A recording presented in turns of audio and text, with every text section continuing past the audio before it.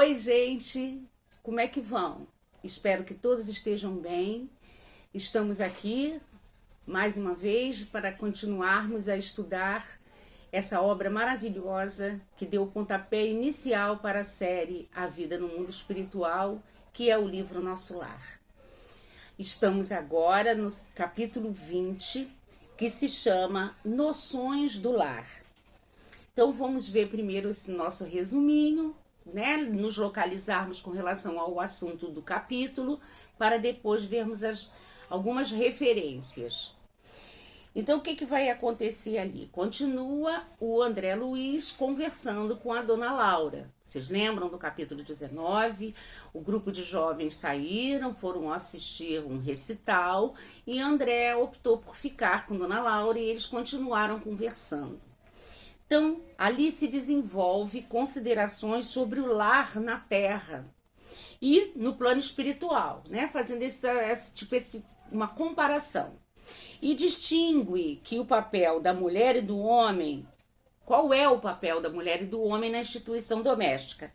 Nós temos que lembrar sempre que esse livro, né, foi escrito há muitos anos, 1940 e poucos. E então muita coisa aconteceu em termos de sociedade, avanço, progresso, a mulher conquistando o seu pedacinho na sociedade, no mercado de trabalho, no lado profissional, e as famílias se descaracterizaram um pouco daquela história que o homem saía para trabalhar, o homem era o único provedor e a mulher ficava em casa, submissa ao marido, criando os filhos, bordando, costurando. Esse perfil social, né, se alterou no decorrer dos anos. Então nós temos que entender que quando o André Luiz psicografou esse livro para nós, ainda era nessa época dessa sociedade ainda um tanto patriarcal, tá? Então nós temos que ler sempre passando por essa consideração para podermos entender, né, algumas falas da Dona Laura e que por alguns momentos assim pode parecer um pouco ainda antiquada. Então ensina a Dona Laura que no lar terrestre os cônjuges ainda cultivam a vaidade, o ciúme e o egoísmo. E ela, ao chegar em nosso lar, se desfez das ilusões que alimentava após ouvir uma palestra onde aprendeu que no plano da evolução o lar é comparado ao vértice de um ângulo reto, em que a linha vertical representa o sentimento feminino, a mulher, que busca as aspirações criadoras do alto, e a linha horizontal é o sentimento masculino, preocupado com as realizações do progresso comum. Então, forma-se o vértice de 90 graus, o homem e a mulher, né, com essas aspirações superiores, maior sensibilidade à mulher, e o homem mais preocupado com as realizações do progresso, com a sustentabilidade do lar. Voltando sempre a reiterar que isso mudou um pouquinho, certo?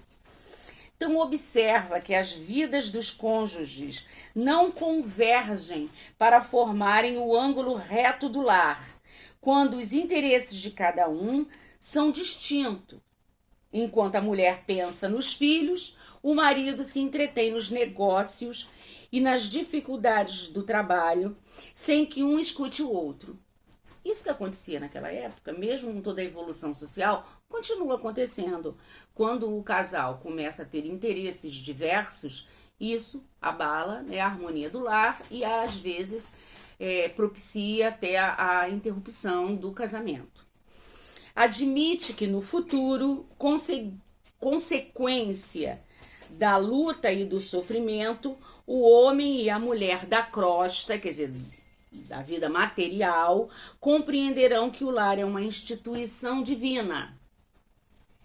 Estamos ainda nesse processo, certo? Então, eu trouxe aqui para nós esse livrinho maravilhoso que é Estudando a Mediunidade do Martins Peralva. Aliás, todos os livros do Martim Peralva são maravilhosos.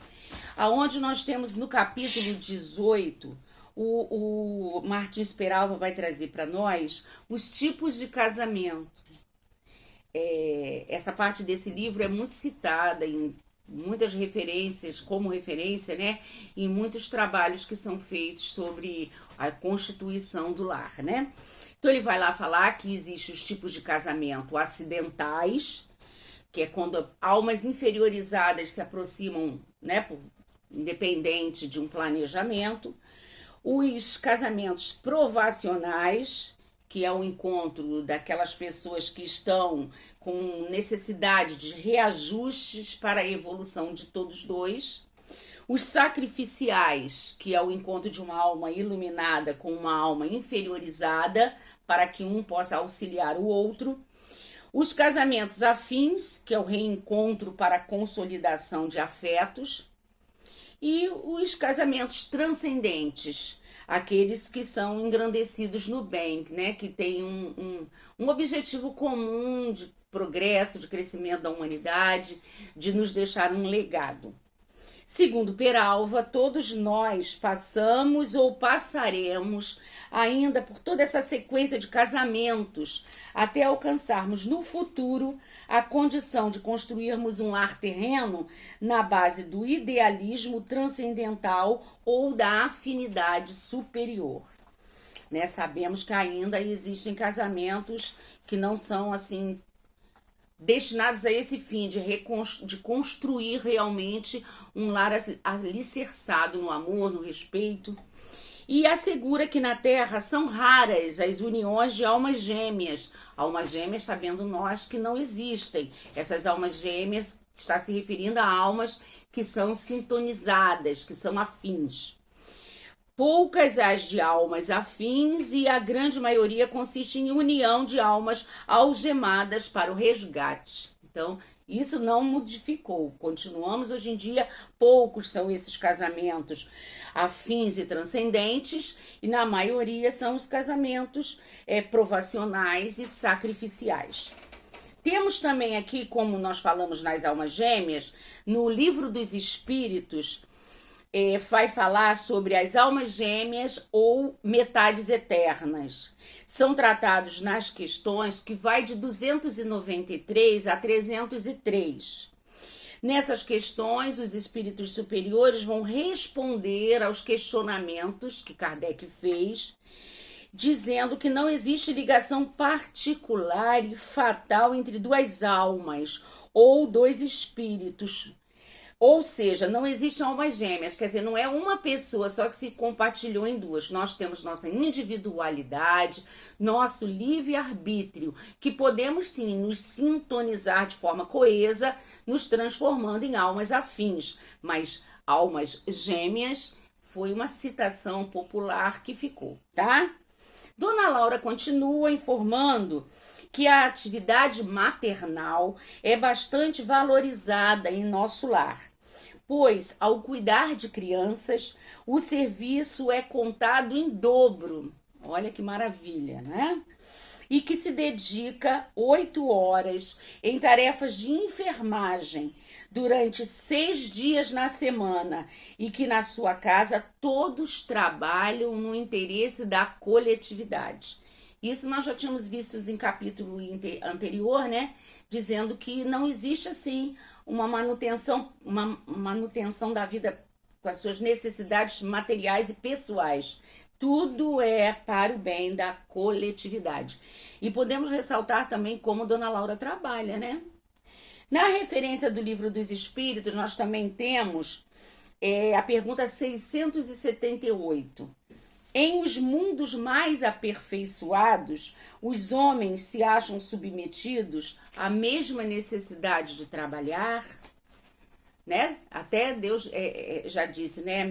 Jesus falou, referindo-se a Deus, né? Meu pai trabalha até hoje. Então sabemos que o trabalho, não só o trabalho material, o trabalho moral, o trabalho emocional, o trabalho espiritual, ele é uma constante, faz parte, acompanha o ser em toda a sua trajetória evolutiva. Então a resposta é: a natureza do trabalho está em relação com a natureza das necessidades. Quanto menos materiais são estas necessidades, menos material vai ser o trabalho. Mas a gente não pode deduzir daí que o homem se conserva inativo ou inútil. A ociosidade seria um suplício em vez de um benefício. E quanto mais o espírito mais evoluído, mais ele valoriza a utilidade, o ser cooperativo.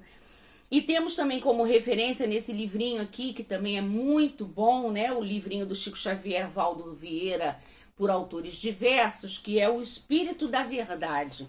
Lá nós temos uma passagem que vai falar sobre a maternidade. E vai dizer que a maternidade, como Dona Laura estava dizendo, sobre, né, como ela é valorizada na colônia, é a plenitude do coração feminino que norteia o progresso. Quer dizer, a maternidade estando ali sempre como uma auxiliadora do progresso do homem, através da oportunidade da concepção, da criação, da educação e da troca afetiva.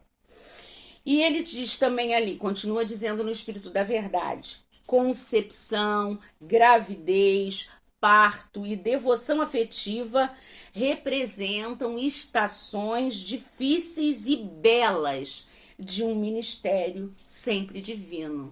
Quer dizer, então, não digo só as mães que conceberam, né, mas as mães que criam, que amam, que educam, que acompanham, né, que dão assistência. Então, são todas elas abençoadas por Deus. Muito obrigada, muita paz para todos nós.